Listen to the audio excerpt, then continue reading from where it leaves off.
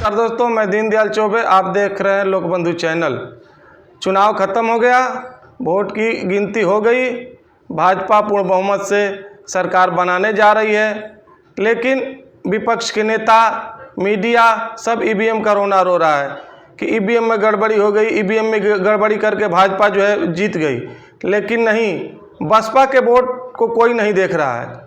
जिस दलदल से काशीराम जी ने, बाबा साहब भीमराव अंबेडकर ने अपने लोगों को निकाल के लाया था, उसी दलदल में बहन कुमारी मायावती जी ने अपने लोगों को फंसा दिया, भाजपा के हाथों नीलाम कर दिया, सौदा कर लिया अपने को बचाने के लिए।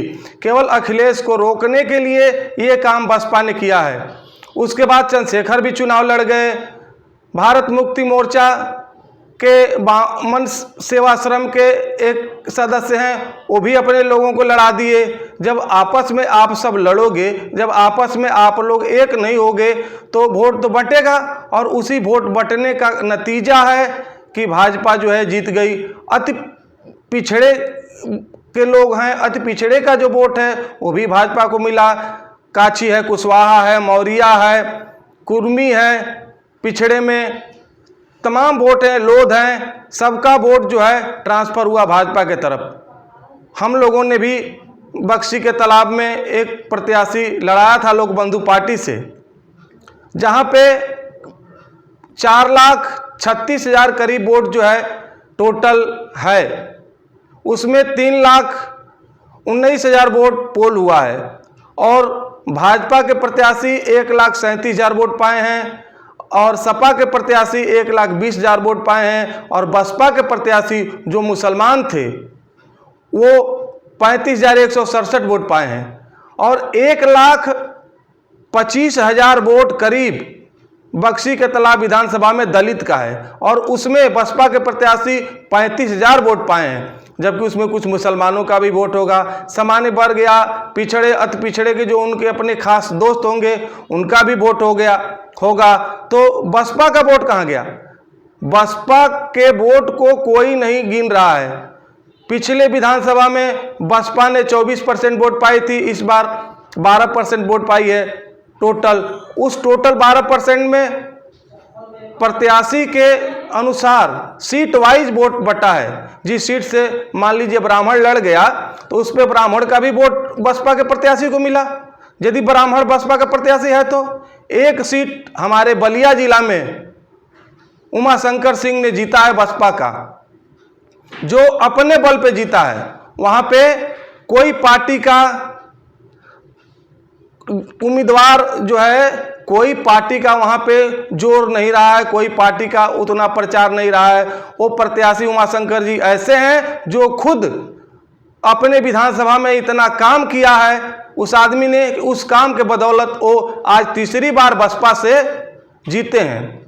तो ये हालत है। लेकिन कोई जो है इस वोट पे वैसे भी लड़ गए, तो वोटों का जो बंटवारा हुआ है उसका फायदा चारों तरफ से घेर के भाजपा ने उठाया है, और हम ईवीएम का रोना रो रहे हैं। यदि ईवीएम में गड़बड़ी है, ईवीएम पे दोष है, ईवीएम से गलती हो रही है, तो सारी पार्टियां मिल करके चुनाव का बहिष्कार क्यों नहीं करती है? लोकबंधु पार्टी भी आपकी साथ देगी। आप चलिए, आगे चलिए, आप लड़ी नहीं, अगला चुनाव ईवीएम से लड़ेंगे, हम बहिष्कार कर रहे हैं चुनाव का। लेकिन नहीं, जब चुनाव खत्म हो जाता है तो ईवीएम का रोना रोया जाता है, और वोट का कोई गणना नहीं करता है।